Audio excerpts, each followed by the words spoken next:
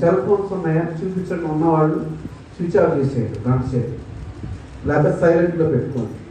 Cell phone పోగిందా నేను తీసుకుని అక్కడ చేస్తాను, మళ్ళీ ఎవడు అక్కడ దేవునికి స్తోత్రం. హల్లెలూయా, ప్రైజ్ ది లార్డ్. మంచిది, వారి కొరకు ప్రార్థన చేయండి. 6 రాష్ట్రాల్లో పరిచర్య జరుగుతుంది. ఎక్కడైతే సంఘం లేదో, ఎక్కడైతే దేవుని యొక్క సువార్త లేదో ఆ ప్రాంతాలకు వెళ్ళి సువార్త అందించడం నా పని. నేను ఒక సంఘానికి కాపరిని కాదు. హల్లెలూయా, ఒక సంఘానికి కాపరిని కాదు, కానీ సువార్థికుడు అనగా ఎక్కడైతే దేవుని యొక్క సేవ జరగటం లేదో ఆ ప్రాంతానికి వెళ్ళి కాఫీలో పంచదార అయితే చూడండి ఇప్పుడు ఎలా ఉంటుంది పరిస్థితి. దేవునికి స్తోత్రం. హల్లెలూయా, ఏదేమైనా మంచి కాఫీ ఇచ్చారు, దేవునికి స్తోత్రం. మీ అందరూ ఆనందంగా ఉన్నారు, నాకు అదే సంతోషం. ఇప్పుడు యేసు ప్రభు వారి లోకంలో జన్మించడానికి కారణం ఏంటంటే మహిమను కోల్పోయారు ఆది దంపతులు. క్రిస్మస్ మెసేజ్ అందరికీ తెలుసు, అన్నీ తెలుసు, మాకంటే మీరే బాగా చెప్తారు యేసు ప్రభు ఎందుకు పుట్టాడు. కానీ దేవుని యొక్క మహిమను వాళ్ళు కోల్పోయారు. ఆ మహిమను తిరిగి ఇవ్వడానికి దేవుడు ఈ లోకానికి దిగి వచ్చాడు. దేవునికి స్తోత్రం కలుగుతాడు.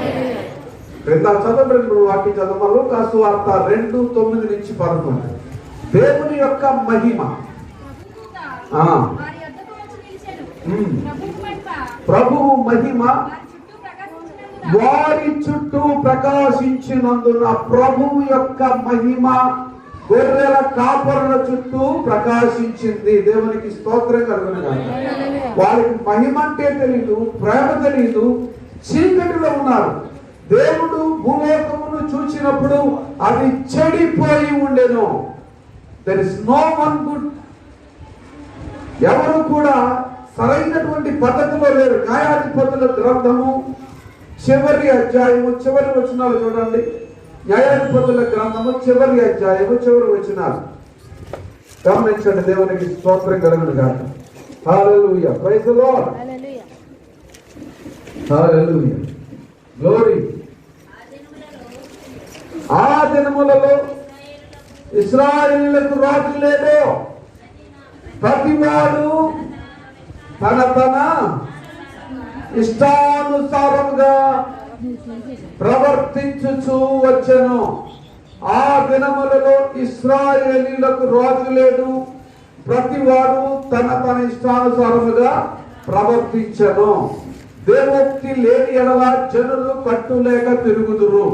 దేవుని యొక్క వాక్యము లేకపోతే, క్రమశిక్షణ లేకపోతే, దేవుని యొక్క సన్నిధి లేకపోతే, దేవుని యొక్క కృప, నిజమైనటువంటి దేవుడు ఆయన ఉన్నాడు, ఆయన రక్షకుడని జనాలకు తెలియకపోతే వాళ్ళు దిక్కులేని వారిగా. యేసు ప్రభు వారి లోకంలో ఉన్నప్పుడు సువార్త ప్రకటిస్తున్నప్పుడు వారు కాపరి లేని గొర్రెల వలె ఉండటం చూచి ఆయన వారి మీద జాలి పడి, దేవుడు మన మీద జాలి పడ్డాడు. ఆది కాండము 3వ అధ్యాయము 6-9 వచనాలు. ఆది కాండము 3:6-9 వచనాలు చదవండి. స్త్రీ ఆ వృక్షము ఆహారమునకు మంచిదియు కనులకు అందమైనది. చూడండి, చక్కగా అందంగా అలంకరించి వచ్చారు అతను. హల్లెలూయా, కనులకు రమ్యమైనది అందమైనది కనబడిందంట వృక్షం. దేవుడు ఏం చెప్పాడు అంటే వాళ్ళిద్దరికి, మీరు ఆ పండు తినిన దినమున చనిపోతారు అని చెప్పాడు. చనిపోవడం అంటే వాళ్ళు ఏమనుకున్నారు? ఫిజికల్ గా చనిపోతామనుకున్నారు. అందుకనే ఈ అవ్వ తిన్న తర్వాత చనిపోలేదు. అనగా నేను చనిపోలేదు, దేవుడు అబద్ధం ఆడాడు, దేవుని కంటే మేము ఎక్కువగా ఉంటామని సాతాను చెప్పినటువంటి మాటలు నిజము కనుక మేము తింటాము. నేను తిన్నాను కాబట్టి చనిపోలేదు కాబట్టి నా భర్త కూడా ఇస్తానని చెప్పి ఆమె కూడా తినను. ఆమెతో పాటు కొన్ని ఆమెతో పాటు తీసుకుని వెళ్ళి ఆ భర్తకి ఇస్తే భర్త కూడా తిన్నాడు. తర్వాత అప్పుడు వారిద్దరి కన్నులు తెరవబడెను. అంటే కళ్ళు లేవా? వాళ్ళు కళ్ళు ఉన్నాయా లేవా? ఆ పిల్లల్ని ఊరుకోబెట్టమ్మా, అదే చెప్పిందండి స్టార్టింగ్ లో. ఎవరైతే అర్ర చేస్తున్నారో బయటికి వెళ్ళి కూర్చోండి ప్లీజ్, నా సమయాన్ని పాడు చేయొద్దు. దేవునికి స్తోత్రం కలుగును గాక. హల్లెలూయా. హల్లెలూయా. హల్లెలూయా. అప్పుడు వారిద్దరి కన్నులు తెరవబడెను. అనగా అంతకుముందు కన్ను లేవు వాళ్ళకి. వాళ్ళు ఆత్మ సంబంధమైనటువంటి నేత్రములను కలిగి ఉన్నారు. అనగా ఈ లోకముని దేవుని ఆశించే నేత్రములు కాదు, వాళ్ళు దేవుని యొక్క మహిమతో కప్పబడి ఉన్నారు. దేవుని మహిమ వారి చుట్టూ ప్రకాశించింది. ఏ విధంగా ఈ గొర్రెల కాపరి చుట్టూ ప్రకాశించిందో దేవుని యొక్క మహిమ, హల్లెలూయా, వారి చుట్టూ ప్రకాశించింది. దేవుని మహిమతో కప్పబడి ఉన్నారు. అంతకు ముందు దిగంబరులని రాయబడలేదు. అంతకుముందు వాళ్ళు దిగంబరులని చూసుకోలేదు. ఎప్పుడైతే వీళ్ళు ఆ దేవుడు చెప్పిన దానికి అవిధేయులై ఆ పండు తిన్న దినమున వారు కన్నులు తెరవబడెను. అప్పుడు వారు తాము దిగంబరులమని తెలుసుకున్నారు. చాలా మంది ఆదాము వారికి బట్టలు లేదు, దేవుని బట్టలు ఇచ్చాడని చెప్తారు. బట్టలు కదా, మహిమ. దేవుని యొక్క మహిమతో కప్పబడి ఉన్నారు. అటువంటి మహిమను వాళ్ళు కోల్పోయారు. Because of their disobedience. వాళ్ళ అవిధేయత వలన, వాళ్ళ అనాలోచనమైన ప్రవర్తన వలన సాతాను వీళ్ళని కొన్ని వేల సంవత్సరాలు వేధించి ఉండవచ్చు అనుకుంటున్నాను. వాడు ట్రాప్ లో పడేయడానికి ఆదాముని ప్రయత్నించాడు. ఆదాము పడలేదు, ఈ అవ్వ పడిపోయింది. ట్రాప్ లో పడేశాడు. కొన్ని వేల సంవత్సరాలు అవ్వచ్చు, 100 సంవత్సరాలు అవ్వచ్చు. ఎందుకంటే వీళ్ళు మొట్టమొదటిగా సృజించబడినటువంటి వాళ్ళు దేవునితో ముఖాముఖిగా తండ్రి అయిన దేవునితో కూర్చుని మాట్లాడేవాళ్ళు. అటువంటి వారిని మోసం చేయడం మామూలుగా సాధ్యపడదు. నువ్వు ఎప్పుడైతే దేవుని సన్నిధికి వచ్చి దేవుని సన్నిధిలో నిరంతరము ఆయన నామాన్ని స్తుతిస్తూ ఆయన వాక్యాన్ని పఠిస్తూ ఆయన చిత్తానుసారముగా జీవించడానికి ఇష్టపడతావో ఎవరో ఒకరిని పంపిస్తాడు సైతాన్ని నిన్ను పాడు చేయడానికి, నీ హృదయాన్ని పాడు చేయడానికి, నీ మనస్సును పాడు చేయడానికి. నీ మనస్సు దేవుని వైపు వెళుతుంటే దానిని లోకం వైపు తిప్పడానికి ప్రయత్నిస్తాడు. ఆది నుండి ఇప్పటి వరకు వాడు ప్రయత్నిస్తూనే ఉన్నాడు. ఆలోచన చేయండి. అవ్వ యొక్క మనస్సును ఏ విధంగా వాడు తిప్పివేసి చేయకూడనటువంటి పని చేయించాడో ఈ రోజును కూడా సంఘము గాని, సంఘ విశ్వాసులు గాని, ఆ సేవకులు గాని రకరకాలుగా వారి మీద రకరకాల ప్రయోగాలు వీడు చేస్తూనే ఉన్నాడు. వాడి ట్రాప్ లో పడుతున్న వాడు అబద్ధం ఆడేవాడు, అబద్ధానికి జనకుడు, అబద్ధానికి తండ్రి. Is the father of life. అబద్ధాలు ఆడేవాడు. అదే అబద్ధాన్ని ఉపయోగించాడు. చావరు చావరు చావరని ఒక అబద్ధాన్ని 100 సార్లు చెప్తే నిజమైపోతాడు. 10 మంది కలిసి ఈ లోకం ఎలా ఉందో తెలుసప్పుడు ప్రజెంట్ సిచ్యువేషన్, ఈ కరోనా అనే వ్యాధిని పంపించినటువంటి వాడు, ఆ వైరస్ ని తయారు చేసినటువంటి వాడు, ఒక డాక్టర్ గారు, క్రైస్తవుడైనటువంటి డాక్టర్ గారు చెప్పారు, ఈ వైరస్ గాని బయటకు వెళితే జనమంతా చనిపోతారని ఆయన ఎప్పుడో ప్రకటించాడు. Is the doctor and Christian in China. క్రైస్తవుడు డాక్టరు ఆయన శిష్యులకి, తోటి కొలీగ్స్ కి చెప్పాడు, ఇదంతా కూడా వెళ్ళకూడదంటే చైనా వాళ్ళని లోన పెట్టి చంపేశారు. గమనించండి, అబద్ధము ఎంత త్వరగా ప్రబలుతుందో నిజము. అందుకనే పెద్దలు అంటారు, నిజము నిలకడ మీద తెలుస్తుంది. ఆ నిజం వీళ్ళకి తెలియలేదు. ఆ మహిమను కోల్పోతామనే గ్రహింపు ఈ అవ్వకి రానివ్వలేదు. సైతాను పోతున్నాడు, నువ్వు చచ్చిపోతావు అని అంటే ఈ ప్రిపేర్ అయిపోతాడు, ఇక నేను చచ్చిపోతానని. లేదో నువ్వు చావు, నేను రక్షించే రక్షకుడు యేసయ్య ఉన్నాడని నిన్ను లేవనెత్తుతాడని నువ్వు ఒకవేళ నా విశ్వాసం కలిగి నువ్వు నమ్మిన ఎడల దేవుని యొక్క మహిమను చూసుకుంటాడు. దేవుని యొక్క మహిమను మనము చూడగలగాలి. ఆ కోల్పోయినటువంటి మహిమను తిరిగి మానవులకు ఇవ్వడానికి నజరేయుడైన యేసుక్రీస్తు ఈ లోకానికి దేవుడు దిగి వచ్చాడు. దేవునికి స్తోత్రం కలుగుతుంది. హల్లెలూయా. ఆదియందు వాక్యం ఉండెను, వాక్యము దేవుని యొద్ద ఉండెను, ఆ వాక్యము శరీరధారి అయి కృపా సత్య సంపూర్ణుడిగా మన మధ్యన నివసించను. Because of the God's love. యోహాను సువార్త 3వ అధ్యాయం 16వ వచనం, దేవుడు లోకమును ఎంతో ప్రేమించను కాగా ఆయన తన అద్వితీయునిగా కుమారునిగా పుట్టిన వాని యందు విశ్వాసముంచువాడు నశింపక నిత్య జీవము పొందునట్లు ఆయనను మనకు అనుగ్రహించిన దేవునికి స్తోత్రం కలుగును గాక. ఆయన యందు విశ్వాసం కుమారునిగా తనను తాను తగ్గించుకుని లోకానికి రావడానికి దేవుడు ఆనాడే ప్రణాళిక వేశాడు. అదే ఆదికాండం 3వ అధ్యాయం 15-16 వచనాలు చూస్తే, ఆయన స్త్రీ యందు పుట్టి నీ సంతానమునకును స్త్రీ సంతానమునకును నేను వైరము కలుగజేసేదను. Because only lady child. దేవుని యొక్క ప్రణాళిక ఏమిటో తెలుసా? తన ఆత్మ ద్వారా అనగా పరిశుద్ధాత్మ ద్వారా మానవుల్ని రక్షించడానికి ఈ తప్పిపోయినటువంటి వీరిని, నిన్ను నన్ను ఈ లోకములో ఆయన జగత్తు పునాది వేయబడక మునిపే ఏర్పరిచి మనల్ని రక్షించడానికి ఆ రోజునే ఆయన ప్రణాళిక వేశాడు. దేవునికి స్తోత్రం, హల్లెలూయా. ఆ ప్రణాళిక ఏమిటో తెలుసా? ఈ రోజు మనం ఇక్కడ నివసిస్తున్నటువంటి ఈ భూమిని ఆదాము అవ్వల పుట్టక మునిపే దేవుడు తయారు చేశాడు. మన మీద ఎంత ప్రణాళిక పెట్టుకున్నాడు చూడండి. ఈ రోజున మనం ఇక్కడ ఉంటామని, ఈ రోజున మనం ఇక్కడ నివసిస్తామని, ఈ రోజున ఇక్కడ ఆరాధన జరుగుతుందని ఆదాము అవ్వల పుట్టక మునిపే శూన్యం ఉన్నప్పుడే దేవుడు ఏర్పరిచాడు. అర్థమవుతుందా? మనం ఏది పుట్టిన తర్వాత ఏం దేవుడు మనకు తయారు చేయలేదు.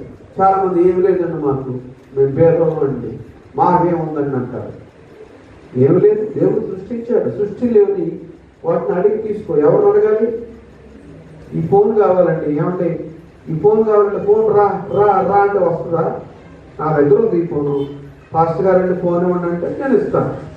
అలాగే సృష్టిని సృజించినటువంటి దేవుని దగ్గరికి వెళ్ళి దేవుని సన్నిధిలో కూర్చుని, దయ్యా నా జీవితంలో ఉన్నటువంటి పొదువైనటువంటి ప్రతి దానిని కూడా నాకు దయచేయమని అడుగు, ఆయన ఇస్తాడు. దేవునికి స్తోత్రం. మీరు అడుగు వాటి కంటే ఊహించి వాటి కంటేను అత్యధికముగా చేయగలిగిన దేవునికి స్తోత్రము కలుగునుగాక. హల్లెలూయా. అర్థమవుతున్నా మీకు? చాలా డీప్ గా చెప్తున్న ఈ మాటలు. మీరు అడుగు వాటి కంటే ఊహించు వాటి కంటే అత్యధికముగా దేవుడు మీకు సహాయం చేస్తాడు. అవునా? ఇక్కడ ఇంట్లో ఇందాక నేను వెళ్ళినప్పుడు ఆ యజమాని చెప్తున్నాడు, దేవుడు మమ్మల్ని ఆశీర్వదించాడు. దేవునికి స్తోత్రం కలిగి అంచెలంచెలుగా ఎదగాలి. అక్కడేసి నేనింతే, నా జీవితం ఇంతే, నా బ్రతికింతే. ఒక ప్రార్థన చేసి పాస్టర్ గారు ప్రార్థన చేసి అదే నేను ఆశీర్వదించాడు. మీరు ఎంత ప్రార్థన చేసి నా జీవితం ఇంతేనండి. వీడే నమ్మడం, వీడి దరిద్రత వదలదు. ఈ దరిద్రత నుంచి విడిపించడానికి ఆయన మనల్ని ఐశ్వర్యవంతులుగా చేయడానికి ఆయన దరిద్రుడు అయ్యింది. దరిద్రుడు అంటే నేను చెప్పేది ప్రాస్పరిటీ గాస్పెల్ కాదు. ఇక్కడ నువ్వు మొట్టమొదటిగా ఆత్మ సంబంధంగా నువ్వు వర్ధిల్లాలి. నీలో ఉన్నటువంటి మనుష్యాత్మ పరిశుద్ధాత్మతోటి, దేవుని యొక్క ఆత్మతోటి, పరిశుద్ధుడైనటువంటి దేవునికి నీ ఆత్మలో చోటిచ్చి నీ ఆత్మ ద్వారా పరిశుద్ధాత్మకు అనుసంధానం చేసి ఈ దేవుని ఆత్మ నీ ఆత్మ కలిసి ప్రభువుని స్తుతిస్తే ప్రభువుని ఆశీర్వదిస్తాడు. నీకున్న దరిద్రతను తొలగిస్తాడు. దేవునికి స్తోత్రం కలుగును గాక. అంతేగాని నా బ్రతికింతే అని కూర్చుంటే ఏమీ జరగదు. మెదడు చేయాలి, ప్రయత్నం చేయాలి, నమ్మాలి. నమ్ముట నివారణ అయితే నమ్మవానికి సమస్తము సాధ్యమే. ఈ రోజు మనం పుట్టామని భూమి తయారు చేయలేదు, కానీ దేవుడు ఆనాడే ఇర్మియా గ్రంథము 29:11 నేను మిమ్మును గూర్చిన ఉద్దేశించిన సంగతులను నేను ఎరుగుదును, అవి రాబో కాలమందు సమాధానకరమైనవి గాని హానికరమైనవి కావు. ఇర్మియా గ్రంథము 29:11 తర్వాత చదువుకోండి, నేను చెప్తా ఉంటాను వినండి. యెషయా గ్రంథము 1వ అధ్యాయము 19వ వచనం, మీరు సమ్మతించి నా మాట వినిన యెడల భూమి యొక్క మంచి పదార్థములను మీరు అనుభవిస్తారు. ప్రభు అయిన యేసు క్రీస్తు వారు తన యొక్క శరీరాన్ని సిలువకు అప్పగించేటప్పుడు ఏమన్నాడు తెలుసా? నా గురించి ఏడవకండి, మీ గురించి మీ బిడ్డల గురించి ఏడవండి. ఆయన ఈ లోకంలో పుట్టిందే చనిపోవడానికి. అందరూ పుట్టారు, చనిపోయారు, కానీ రక్షకుడు ఎక్కడా పుట్టలేదు. ఆయన పుట్టినప్పుడు మాత్రమే రక్షకుడు పుట్టాడు అని రాయబడింది. ఎవరు పుట్టినా, నేను పుట్టాను అనుకోండి, పలానా వాడికి పలానా వాడు కొడుకు పుట్టాడు అంతే. రక్షకుడే పుట్టాడని యేసు ప్రభు వారి గురించి మాత్రమే రాయబడింది. ఎందుకంటే ఆయన జగత్ రక్షకుడు, సకల చరాచర సృష్టిని సృజించినటువంటి వాడు, సకల చరాచర సృష్టి ఆయన స్వాధీనంలో ఉన్నది. ఆ స్వాధీనంలో ఉన్నటువంటి దేవుని సన్నిధికి వచ్చి నీవు నా జీవితంలో జన్మించాలి ప్రభు అని నువ్వు వేడుకుంటే ఆయన నీ హృదయంలో జన్మిస్తాడు. దేవునికి స్తోత్రం కలుగును గాక. అంతేగాని నా జీవితం ఇంతే కూర్చుంటే అంతే ఉంటుంది నీ జీవితం. నీ జీవితం మీకు అంతే. నా జీవితాన్ని మార్చగలిగినటువంటి సర్వశక్తి కలిగినటువంటి దేవుడు అబ్రహాము దేవుడు, ఇస్సాకు దేవుడు, ఇశ్రాయేలీయుల దేవుడు. ఇశ్రాయేలీయులు కఠినమైనటువంటి బానిసత్వములో మ్రగ్గిపోతున్నప్పుడు 450 సంవత్సరాలు కాళ్ళకు సంఖ్యలు వేసి భయంకరమైనటువంటి దాస్యం చేస్తున్నటువంటి ఫరో చేతి కింద నుంచి వాళ్ళని విడిపించినటువంటి దేవుడు ఈ రాత్రి నిన్ను విడిపిస్తాడు. విడిపించడానికి ఆయన లోకానికి దిగి వచ్చాడు. చాలా మంది ఆశీర్వాదం అండి, ఆశీర్వాదం ఆశీర్వాదం. కారు కొనుక్కున్నారు, ఆశీర్వాదం వచ్చేసి. అయ్యో బంగ్లా వచ్చేసి, ఆశీర్వాదం వచ్చేసి. కారు యాక్సిడెంట్ అయిపోతుంది, ఆశీర్వాదం పోయినట్ట? చెప్పండి. కారు ఆశీర్వాదం కాదు. కారుని మనకిచ్చినటువంటి యేసయ్య మనకు ఆశీర్వాదం. ఇంకా ఆశీర్వాదం ఏంటో తెలుసా? యేసయ్యను నమ్ముకోవడమే ఆశీర్వాదం. హల్లెలూయా, స్తోత్రం చెప్పండి. ఎంతగా చూస్తున్నారు? ఎక్కడే ఉండండి, ఎక్కడికి వెళ్ళద్దు. దేవునికి స్తోత్రం కలుగును గాక. యేసయ్యను నమ్ముకోవడమే ఆశీర్వాదం. ఎందుకంటే ఆయన నీ కొరకు, నా కొరకు, లోకమంతటి కొరకు తన ప్రాణాన్ని పణంగా పెట్టాడు. ప్రతి దానికి బలి కావాలి. ఈ రోజున పాత నిబంధన గ్రంథంలో సేవకులు ప్రతి దానికి బలి అర్పించేవాడు. పేదవాడైతే పౌరాన్ని బలిగా అర్పించేవాడు, కొద్ది గొప్పవాడైతే గొర్రెని బలిగా అర్పించేవాడు, ఇంకా కొద్దిగా గొప్పవాడైతే దూడను బలిగా అర్పించేవాడు. ఆ హోమములన్నీ నాకు అక్కర్లేదు, నేనే వచ్చి ఈ లోకములో జన్మించి మీ అందరి కొరకు నేనే బలైపోతాను. ఒక మనుషుని యొక్క పాపాన్ని, శాపాన్ని తీసివేయాలంటే పరిశుద్ధుడైనటువంటి దేవుడు రావాలి. పరిశుద్ధుడైన దేవుని ద్వారా, పరిశుద్ధాత్మ ద్వారా గర్భము ధరించాలి. ఆ గర్భము కన్యక ద్వారా జరగాలి. ఆ ప్రణాళిక ఎప్పుడేస్తాడు? ఆదికాండము 3వ అధ్యాయం 15-16 వచనాల్లో ఏమన్నా? ఆయన స్త్రీ అందు పుట్టి, ఆయన స్త్రీ అందు పుట్టి మహిమను కోల్పోయినటువంటి నిన్ను, నన్ను, మన తాత ముత్తాతలను, ఈ ప్రపంచంలో ఎవరైతే మనుషులైతే ఉన్నారో వాళ్ళందరూ కూడా దేవుని స్వరూపమందు, దేవుని పోలిక చొప్పునటువంటి తన స్వరూపమందు, తన పోలిక చొప్పున నిన్ను, నన్ను లోకమంతటిని రక్షించడానికి ఆయనే మరలా దిగి రావలసి వచ్చింది. చూడండి, ఈ గొర్రెల కాపరులు భయపడ్డారు. ఆనాడు ఆదాము అవ్వలు దేవుడు తోటలోకి వచ్చి ఆదామా ఆదామా అని పిలుస్తుంటే ఆదాము భయపడి దాక్కున్నాడు చెట్టు వెనక. ఎందుకు భయపడ్డావంటే తోటలోని స్వరం విన్నప్పుడు నేను భయపడ్డాను ప్రభు అంటే, ఎందుకు భయపడ్డావు నువ్వు, ఎందుకు ఇలా చేశావు అని అడిగినప్పుడు సమాధానం చెప్పలేకపోయాడు ఆదాము. ఎందుకు తప్పు చేస్తావంటే, నేను తప్పు చేయలేదు, నువ్వు నాకు ఇచ్చిన ఈ స్త్రీ మాట కన్నా ఈ స్త్రీని నాకు ఇచ్చావు కాబట్టి ఇదే తప్పదు. అర్థమవుతుందా? హల్లెలూయా, ప్రైజ్ ది లార్డ్. మాట్లాడదని చెప్పాను. ప్లీజ్ అయ్యా, మీకు ఏదైనా పనులు ఉంటే కొంచెం లాగండి ప్లీజ్. దేవునికి స్తోత్రం. మనకి ఎవరైనా బహుమానం ఇచ్చారనుకోండి, ఎవడమ్మా నిన్ను అని అన్నాం అనుకోండి, ఎలా ఉంటుంది వాళ్ళకి? దేవుడు ఈ నరుడు ఒంటరిగా ఉంటే మంచిది కాదు, ఒంటరిగా ఉంటే తొందరపాలన చేస్తాడని, ఇతనికి తోడు లేదని దేవుడు తలంచి ఒక ప్రణాళిక వేసుకుని వారిని ఆశీర్వదించాడు. ఆదాము కొరకు ఒక తోడుని ఏర్పరిచాడు. వాడావిడ, అయ్యారు నాకు పెళ్ళి అవ్వట్లేదు, 35 సంవత్సరాలు వచ్చేసి, అయ్యా ప్రార్థన నాకు అర్జెంటుగా ఒక పెళ్ళం కావాలంటే రాబోతుంది. ఎవడమాలు వాడికి స్తోత్రం. అంటే మనిషికి తోడు లేకపోతే, ఒక మనిషికి మనిషి తోడు కావాలి. ఆ తోడు లేకపోతే ఒంటరి జీవితాన్ని జీవించలేదు. పిచ్చెక్కుతుంది, మెంటలు వచ్చేసి మెంటల్ హాస్పిటల్లో జాయిన్ అవుతారు. చాలా మంది ఆ విధంగా తయారైన రోజు. ఎందుకంటే ఇండియా దేశంలో 1000 మంది మగవాళ్ళకి 900 మంది అమ్మాయిలే ఉన్నారు. అర్థమవుతుంది? అమ్మాయికి డిమాండ్ ఉంటుంది. దేవునికి స్తోత్రం. హల్లెలూయా. జాగ్రత్తగా గమనించండి. ఆదాము ఏమన్నాడంటే, నీవు నాకు ఇచ్చినటువంటి స్త్రీ తినమంటే తిన్నాను కానీ నేను తినలేదు, ఇచ్చినందుకు నీదే తప్పన్నాడు. కానీ ఆదాము ఘర్షణ వేరేగా ఉండుంటే ఏమని, అయ్యా తప్పు అయిపోయింది, నన్ను క్షమించు, నీ మాటకు అవిధేయుడనయ్యాను అని ఒక్క మాట ఆదాము పలికుంటే ఈ కరెంటు లేదు, లైట్లు లేవు, ఫ్యాన్లు లేవు, ఈ పైనుంచి వర్షం లేదు, మనుషులకి కష్టం లేదు, ముళ్ళు లేవు, చెమట లేదు, హాయిగా ఉండేవాడు. ఏసీలు అక్కర్లా, ఈ పరిపాలకులు అక్కర్లా, దేవుడే మనల్ని పరిపాలించేవాడు. ఈ ప్రపంచం అంతా హాయిగా ఉండేది దేవుడి మాట వింటే. ఒక్క మాట తప్పైపోయింది ప్రభా అని పలికి ఉంటే స్త్రీకి గర్భ వేదన ఉండేది కాదు. మనుషులు ఒప్పుకోరు. నువ్వు పాపం, నేను పాపం చేయడం నువ్వు చూసావా అంటారు. ఒక్కొక్కరు పాపం అనేది ఏదో చేస్తే పాపం కాదు, దేవుని మాట వినకపోవడం పాపం, దేవుని మాటకు అవిధేయులు అవ్వడం పాపం, దేవుని యొక్క వాక్యాన్ని సరిగ్గా అర్థం చేసుకోకుండా మనం ప్రవర్తించడం పాపం. మన మీద గొప్ప విశ్వాసులమని మనం విర్రవీగుతూ చర్చికి రాని వాళ్ళని చూసి తిట్టడం పాపం. నేను గొప్ప విశ్వాసం, ఆదివారం పొద్దున్నే చర్చికి వెళ్తానంటే విశ్వాసం అంటే ఏంటి తెలుసా? విశ్వాసకి ఏముండాలో తెలుసా? క్వాలిటీ. దేవుడు ఏం చేశాడు? లోకమును ప్రేమించాడు. లోకములో ఈ మనుషులు మంచివాడు ఉన్నారా? దేవుడు మంచివాడు. దేవుడు మంచివాడు కాబట్టి అటువంటి మంచి దేవుడిని నమ్ముకున్న మనం కూడా మంచిగా మారుతాం. ఒక్కొక్కరికి ఒక్కొక్క టైం వస్తుంది. ఆ టైం కొరకు ఎదురు చూడాలి.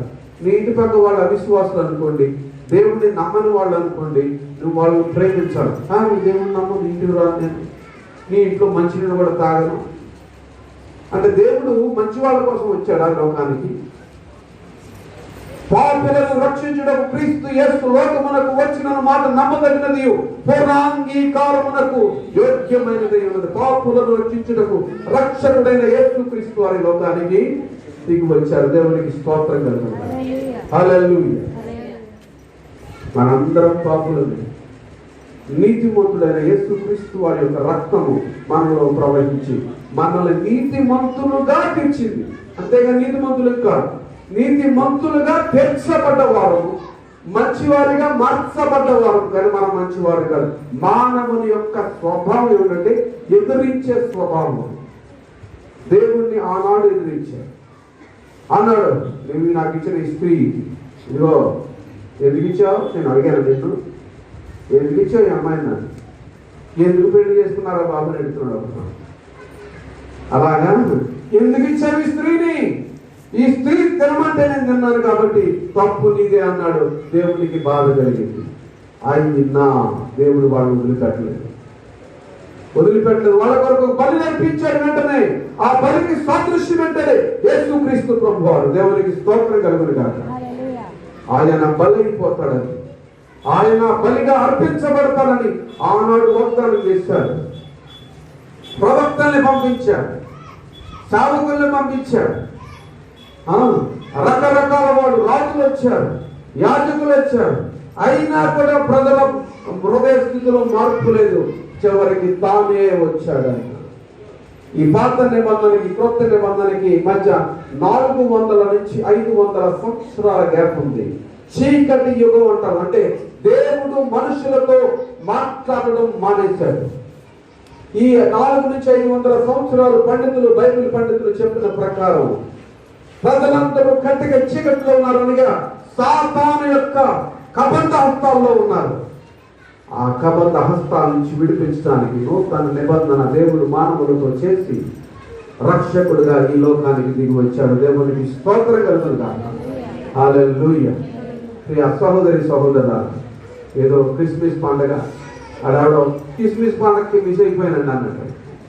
క్రిస్మస్ పండుగ క్రిస్మస్ అంటే క్రిస్ అనేవాడు ఎవడో ఒకడు ఉన్నాడు, దుర్మార్గుడు. వాడి పేరు చెప్తున్నారు. క్రైస్ట్ మాస్ అనగా క్రీస్తు యొక్క జన్మదినము. యేసు క్రీస్తు యొక్క మీకు చెప్పడం రాకపోతే క్రిస్మస్ మన మాత్రం అనొద్దు ప్లీజ్. క్రిస్మస్ అంటే మీనింగ్ లేదు. క్రైస్ట్ మాస్ ఈ గ్రీక్లో ఒరిజినల్ గ్రీక్ వర్డ్ ఏంటంటే క్రిస్టోస్ అండ్ మాస్, క్రీస్తు యొక్క ఆరాధన. యేసు క్రీస్తు యొక్క ఆరాధన అందరికి వచ్చేస్తుంది. పాటలు పాడేవాళ్ళు కూడా క్రిస్మస్ క్రిస్మస్ అని పాడుతున్నారు. ఏంటో అర్థం కాదు, ఎందుకు పాడతారో అర్థం కాదు.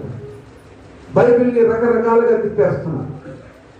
దేవుని యొక్క వాక్యాన్ని స్పష్టంగా ప్రకటించడం లేదు.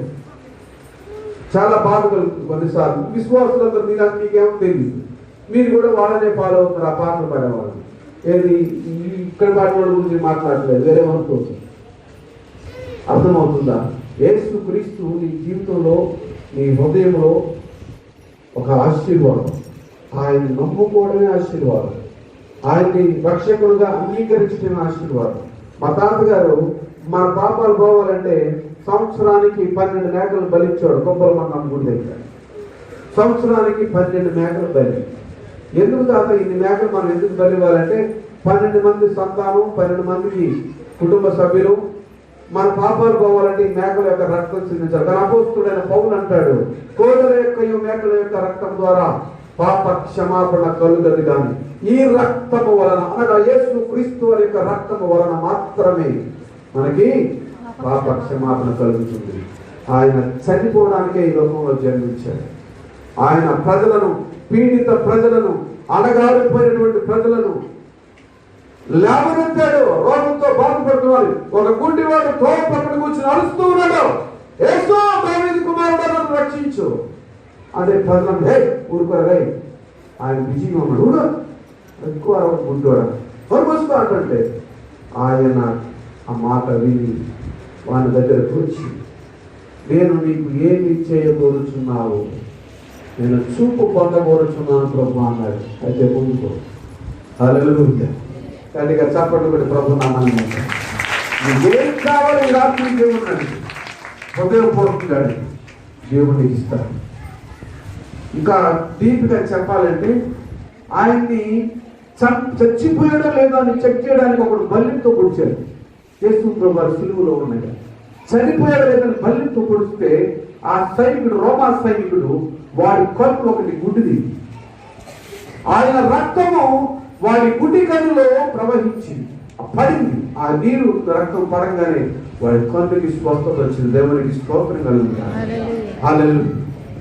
అప్పుడు వాడు అన్నాడు, ఈయన నిజముగా దేవుని కుమారుడు, ఆయన దేవుడు, ఆయన దేవుని కుమారుడు, ఆయన తండ్రి, ఆయన పరిశుద్ధాత్ముడు, ఆయన ఈ లోకానికి దిగి వచ్చి నిన్ను నన్ను రక్షించడానికి కడు దీనుడిగా, హీనుడిగా పశువుల పాకలో జన్మించాడు. వాయ్, ఎందుకంటే ఒక కుటుంబంలో పుడితే పలానా కుటుంబానికి చెందినవాడు, లేదా రాజకోటలో పుడితే ఈయన రాజరికానికి చెందినవాడు అని చెప్పి అనుకుంటానని పశువుల పాకలో పుట్టాడు. సత్రములో కూడా స్థలం దొరకలేదు సృష్టికర్తకి. 3 జ్ఞానులు ఆ నక్షత్రాన్ని చూశారు, గొప్ప నక్షత్రం. వాళ్ళు ఖగోళ శాస్త్రజ్ఞులు. They are not fools. వాళ్ళు జ్ఞానులు, ఈ లోక సంబంధమైన జ్ఞానులు. మనం ఇంగ్లీష్లో సైంటిస్ట్ అంటాం, తెలుగులో జ్ఞానులు అంటారు. ఖగోళ శాస్త్రజ్ఞులు. సృష్టిలో వింతలు జరిగినప్పుడు దానిని చక్కగా పరిశీలించి దానిని బేరీజు వేసి మానవులకు తెలియచెప్పేవాడు. వాళ్ళు చూసినప్పుడు ఒక రాజు పుట్టాడు, ఈ ప్రపంచాన్ని ఏలతో రాజు పుట్టాడని చెప్పి వాళ్ళు బయలుదేరారు. ఎక్కడికి వెళ్ళారు వాళ్ళు? వాళ్ళ జ్ఞానం ఏంటి? లోక సంబంధమైన జ్ఞానం, ఆత్మ సంబంధమైన జ్ఞానం లేదు వాళ్ళకి. ఈ లోకంలో ఏం జరుగుతుందో చెప్పగలరు. ఆత్మ సంబంధమైనటువంటి జ్ఞానం కావాలంటే బైబిల్ గ్రంథాన్ని చదవాలి. బైబిల్లో నువ్వు ఎలా బ్రతకాలో, ఎలా జీవించాలో, నీ మీద దేవుడు ఎటువంటి ప్రణాళిక పెట్టుకున్నాడో స్పష్టంగా తెలియజేస్తుంది. నీ జీవితం ఏంటో బైబిల్లో కనపడుతుంది. నీ జీవిత విధానము, దేవునిలో ఎలా నువ్వు జీవించాలో దేవుడు స్పష్టంగా చెప్తాడు. అయితే వాళ్ళకి ఆ బైబిల్ జ్ఞానం లేదు. వాళ్ళు ఈ లోక సంబంధమైన జ్ఞానంతో రాజు పుట్టాడంటే రాజుకోటలోనే పుట్టి ఉంటాడని ఏ రోజు రాజుకోటకు వెళ్ళారు వాళ్ళు. అక్కడికి వెళ్ళి అడిగారు, యూదులకు రాజుగా పుట్టినవాడు ఎక్కడ ఉన్నాడు? ఆయనను మేము పూజింపవచ్చింది. జ్ఞానులు యేసు ప్రభుని ఆరాధించడానికి వెళ్ళారు. అప్పుడు ఆ రాజు భయపడ్డాడు, నేను కాకుండా ఇంకొక రాజు ఉన్నాడా? అయితే వెంటనే 2 సంవత్సరాల పిల్లలందరినీ చంపేయమన్నారు. గమనించండి, ఇశ్రాయేలు ప్రజలు విడిపించడానికి దేవుడు మోషేని ఒక నాయకుడిగా తయారు చేశాడు. ఈ లోక సంబంధంగా బానిసత్వం నుంచి విడిపించడానికి, అయితే ఆత్మ సంబంధమైనటువంటి బానిసత్వం నుంచి విడిపించడానికి, పాపులను రక్షించడానికి యేసు ప్రభువు ఈ లోకానికి దిగి వచ్చాడు. ఆయన మహానాయకుడు. దేవునికి స్తోత్రం కలుగుతుంది. హల్లెలూయా. ప్రియ సహోదరి సహోదర, అయితే కొద్ది నిమిషాలు ముగిస్తాం. ఈ జ్ఞానులు వెళ్ళారు, వెంటనే దూత వరకు మాకు అక్కడికి వెళ్ళొద్దు. యేసు ప్రభు ఫైనల్గా యేసు ప్రభు దగ్గరికి చేసినాను. ఎంత సమయం పట్టింది? సంవత్సరంన్నర పట్టింది యేసు ప్రభు దగ్గరికి వెళ్తానని చూడటానికి. వెళ్ళారు. ఆ పండితులు, నేను చెప్పేది సైన్స్ మా ప్రకారం కాదు కానీ బైబిల్ పండితులు చెప్పేది వాళ్ళు ప్రయాణం చేయటానికి ఒంటరి మీద వాళ్ళు బయలుదేరారు. 4 బయలుదేరంట. వాస్తవంగా అయితే జ్ఞాని అయిన ఆత్మ అనేది స్టోరీ రాశారు కానీ బైబిల్ దానికి ప్రామాణికం కాదు. బైబిల్లో మాత్రం 3 జ్ఞానులు వెళ్ళి వాళ్ళు ఆరాధించారని స్పష్టంగా చెప్పబడింది. ఆ 3 జ్ఞానులు వెళ్ళారు. 3 రకాలుగా వారు యేసు ప్రభు వారిని ఆరాధించారు. మొట్టమొదటిగా ఒక ఆయన బంగారం ఇచ్చాడు. బంగారం దేనికి సాదృశ్యం తెలుసా? రాజరికానికి సాదృశ్యం. ఇంకొక ఆయన సాంబ్రాణి ఇచ్చాడు. సాంబ్రాణి ఏంటో తెలుసా? నువ్వు ఆరాధనకు యోగ్యుడవు. వాళ్ళెవరు? జ్ఞానులు. If you are a wise, నువ్వు జ్ఞాని అయితే ఈ రాత్రి యేసు ప్రభువుని రక్షకులుగా అంగీకరిస్తావు. నీకు జ్ఞానం ఉంటే, ఆత్మ సంబంధమైనటువంటి జ్ఞానం ఉంటే నువ్వు యేసు ప్రభువుని రక్షకులుగా అంగీకరించు. దేవుని యొక్క సేవకుడిగా మనం చేస్తూ ఉన్నాను. 3వ ఆయన ఏం చేశాడంటే బోళము అర్పించాడు. బోళం దేనికి? వైద్యరికం, డాక్టర్. ఈ వైద్యుడము, పరమ వైద్యుడము, డాక్టర్లకు సాధ్యమైన దాన్ని సుసాధ్యం చేసేవాడు దేవుడు. అందుకనే ఈ రోజు నేను బ్రతుకున్నాను. నేను బ్రతుకున్నానంటే కేవలం దేవుని కృప. ఈ రోజు నేను ఇక్కడ నిలబడ్డానంటే 20 సంవత్సరాల క్రితం చనిపోవలసినటువంటి నన్ను 20 నిమిషాల్లో చనిపోతానటువంటి చెప్పినటువంటి డాక్టర్లు 4.5 గంటలు బ్రతికించాడు దేవుడు నన్ను. మీలో కొంతమందికి నా సాక్ష్యం తెలుసు. దొంగలు పొడిస్తే పేగులు మొత్తం బయటకు వచ్చేసి 2 పేగులు కట్ అయిపోయి. ఈ లోకంలో ఏదో సంపాదించుకోవడానికో ఏదో వెలగబెట్టడానికో నేను యేసు ప్రభువుని నమ్ముకోలేదు. ఆయన దేవుడు అని తెలుసుకుని నమ్ముకున్నాను. దేవునికి స్తోత్రం కలిగింది. ఆయన దేవుడు అని ఏదైనా స్వస్థపరిచాడని నమ్ముకోను. యేసు ప్రభువుని ఎందుకు నమ్ముకున్నా? కాలు నొప్పి తగ్గింది అయ్యా, యేసు ప్రభువుని నమ్ముకున్నాను. కాలు నొప్పి డాక్టర్ కూడా తగ్గిస్తారు, చిన్నబాబు కూడా తగ్గిస్తారు. చిన్నబాబు నమ్ముతారా? కాలు నొప్పి, పుట్టు నొప్పి, కడుపు నొప్పి గురించి కాదు. నీ ఆత్మ రక్షించబడాలి. నీ ఆత్మ రక్షించబడాలి. సామెతల గ్రంథము నేను రెఫరెన్స్ చెప్పను, మీరు ఎత్తుకుంటారు. ఎందుకు చెప్పాలంటే కొన్నిసార్లు చెప్పకూడదు, మీరు వెతకాలి. ఈ వాక్యం ఎక్కడ ఉంది? క్రిందనున్న పాతాళము తప్పించుకునవాలని బుద్ధిమంతుడు పరమునకు పోగు జీవ మార్గమున నడుచుకున్నాను. కింద పాతాళం ఉంది, పైన పరలోకం ఉంది. కింద పాతాళం ఉందని రుజువు ఎక్కడ ఉందని మీకు మీరు ఇంటర్నెట్లో కొడితే హెల్ వెల్ అని ఉంటుంది. హెల్ వెల్ రష్యా వాళ్ళు కింద పాతాళం ఉందని బైబిల్ చెప్తుంది. బైబిల్ తప్ప నిరూపిద్దామని తవ్వడం ప్రారంభించారు. తవ్వారు వెళ్ళిపోయారు. బాగా వేడి వస్తుంది. ఆ వేడిని తట్టుకోలేక తవ్వే యంత్రాలు మెల్ట్ అయిపోతుంటే డబల్ వేడి తట్టుకునే యంత్రాలు మరలా తయారు చేసి మరలా తవ్వడం ప్రారంభించినప్పుడు కింద నుంచి ఆహాకారాలు వినపడుతున్నాయి. మానవులు అరుస్తున్నారు, అయ్యే బాబోయ్ చచ్చిపోతున్నాం, కాపాడండి బాబోయ్, మమ్మల్ని రక్షించేవాడు లేడు, ఈ నరకంలో కాలిపోతున్నాం అని చెప్పి కేకలు వినబడితే వాళ్ళు దెబ్బకు మూసేశారు దాన్ని. దాని మీద నుంచి ఫ్లైట్స్ వెళ్తే ఫ్లైట్స్ కూడా వెళ్ళిపోతాయి. ఎంతవరకు ఎన్నో ఫ్లైట్లు అలా వెళ్ళిపోయి దొరకలేదు. మీరు ఇంటర్నెట్లో కొడితే హెల్ వెళ్ళని కొడితే వస్తుంది. అయితే దాన్ని వాస్తవాన్ని మరుగు చేసి వేరే విధంగా వాళ్ళు దాన్ని చూపిస్తూ ఉన్నారు. Russia, Soviet union, communism, Marxism, Leninism ఇవన్నీ కూడా అంతమైపోయి రష్యా మొత్తం ప్రభువుని నమ్ముకుంది. దేవునికి స్తోత్రం కలుగునుగా. హల్లెలూయా. గమనించండి, ఈవెన్ రష్యన్ ప్రెసిడెంట్ ప్రభువుని నమ్ముకుని బాప్తిసం తీసుకున్నారు. ఆర్థోడాక్స్ ఎవరో ప్రభు దగ్గరికి వచ్చాడు. దేవునికి స్తోత్రం. ఏ డినామినేషన్కి మనకు సంబంధం లేదు. కానీ యేసు ప్రభు దగ్గరికి వచ్చాడా లేదా? యేసు ప్రభుని రక్షకునిగా అంగీకరించాడా లేదా? నా వాసంగం, నా ఈ సంఘం కొట్టుకు చెప్తున్నారు. మన యేసయ్య సంఘం. దేవునికి స్తోత్రం. సహోదరి సహోదర, జ్ఞానులు ప్రభువుని ఆరాధించారు. గొప్ప గొప్ప మేధావులు యేసే ప్రభువుని ఒప్పుకున్నారు. నా జీవితంలో మనశ్శాంతి లేక ఆత్మహత్య చేసుకుని చనిపోదామని 15 సార్లు ప్రయత్నించాను. రైలు పత్రాలను ఎందుకు పుట్టాను, ఎందుకు బ్రతుకుతున్నాను, చనిపోతే ఎక్కడికి వెళ్తాను, దానికి సమాధానం దొరకలేదు. యేసు ప్రభువుని నమ్మిన కుటుంబం నుంచి నేను రాలేదు. మా వాళ్ళందరూ కూడా నేను యేసు ప్రభువు నమ్ముకున్నాను. నడిరోడ్డు మీద వచ్చారు.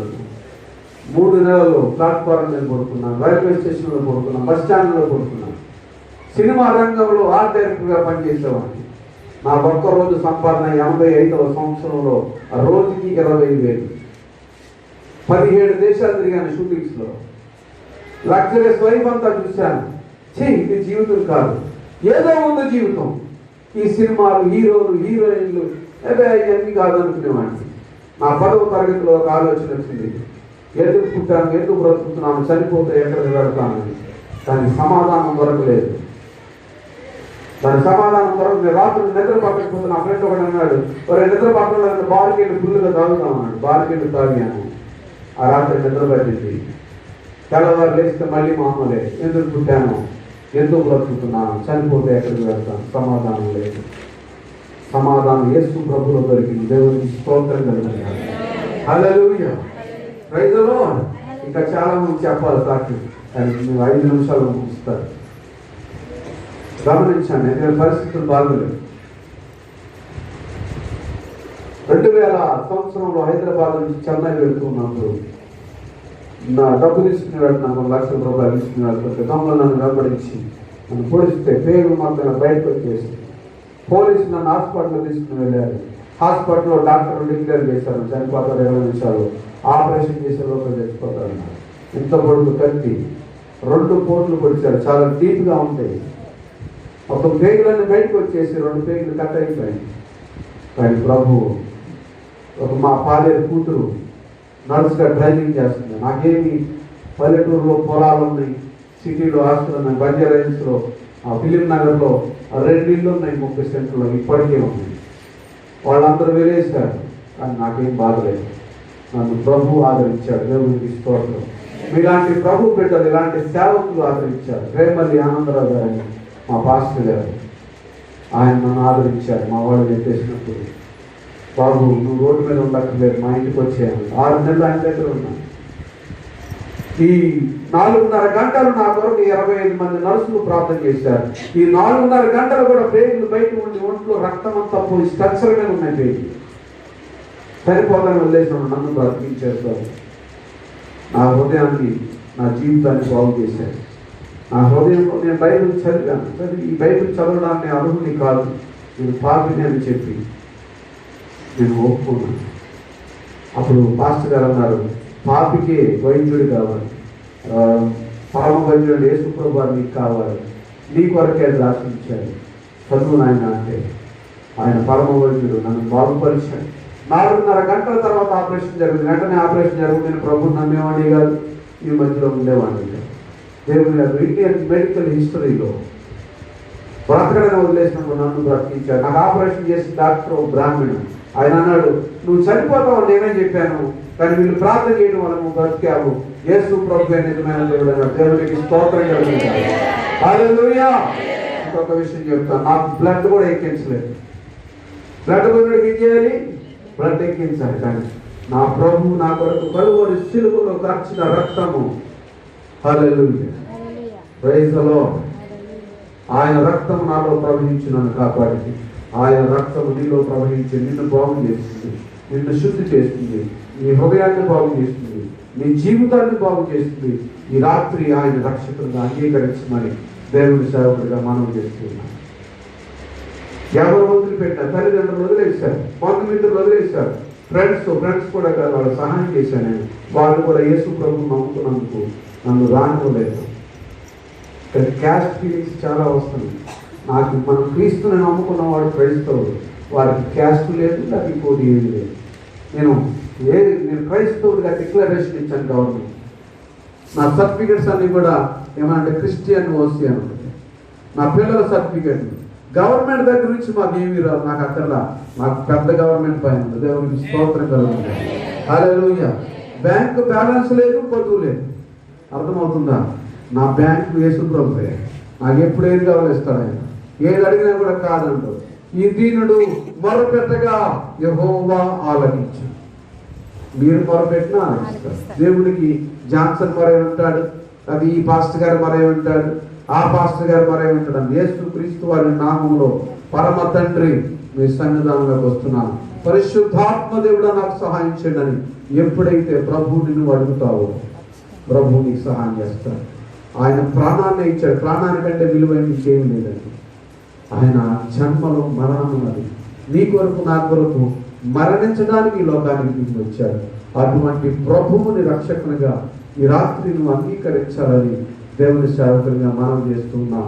ప్రార్థనా పూర్వకంగా దీన్ని ప్రారంభించే చక్కటి ఆరాధన జరిగింది. చక్కటి ప్రశాంతమైనటువంటి వాతావరణాన్ని దేవుడు మనకిచ్చాడు. ఈ సంఘము స్టార్టింగ్ లో చాలా చిన్నదిగా ఉండేది. దేవుడు ఎంతమందిని తీసుకొచ్చారు. ఈ సేవను ఆశీర్వదిస్తూ ఉన్నారు. ఈ సేవలో దేవుడు మనకి తన కుమారుణ్ణి ఏ విధంగా ఇచ్చాడు. సేవలో కూడా దేవుడు మనకి గొప్ప బహుమానాన్ని ఇచ్చాడు. ఆ బహుమానం ఏంటి తెలుసా? యేసుక్రీస్తు ప్రభువారు.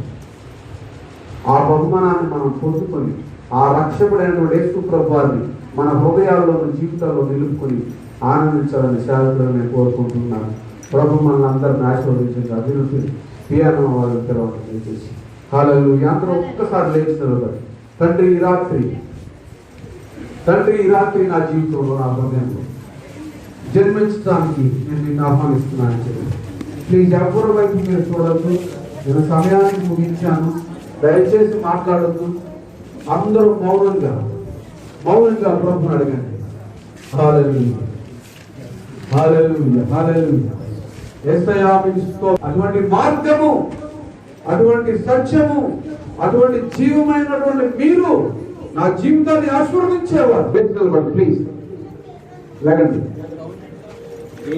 ఇది ప్రశస్తమైన సమయం. ఎవరు గొడవలేదు. ప్లీజ్ దేవుడు మిమ్మల్ని ఆశీర్వదించే సమయంలో మీరు మాట్లాడగలరు. పిల్లలకు చెప్పండి ప్లీజ్.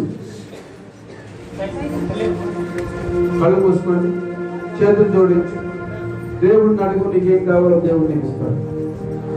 చేతులు జోడించి తెలుగు వచ్చా. కళ్ళు మూసుకోండి అందరూ. నా వైపు కాదు, ఇంకొకరి వైపు కాదు. మిమ్మల్ని ఆశీర్వదించేటువంటి యేసయ్య వైపు మీరు చూడండి. జాన్సన్ వల్ల ఏం కాదు. జాన్సన్ ని పంపించినటువంటి దేవుని వలన సమస్తము సాధ్యమవుతుంది.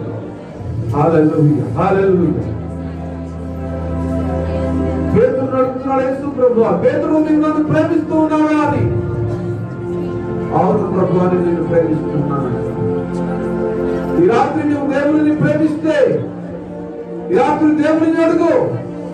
నీ హృదయంలో నీ బాధనంతా కూడా దేవుని సన్నిధిలో కుమ్మరించు. పరిశుద్ధాత్మ దేవుడు నిన్ను దర్శించే సమయం ఇది. రక్షణ కాలం, ఇదే రక్షణ దినం, ఇదే అనుకూల సమయం. ఈ రాత్రి నువ్వు అంగీకరించు. ఈ రాత్రి నీ జీవితాన్ని ప్రభువు కల్పించు. నీ హృదయంలో యేసయ్య జన్మించాలి. నీ హృదయాంతరంగం నుండి మరపెట్టు వారి కలను నిజముగా మొదపెట్టు వారి కలను. దాదానా షెటెలిహమాన రియాందల సర్తరమన.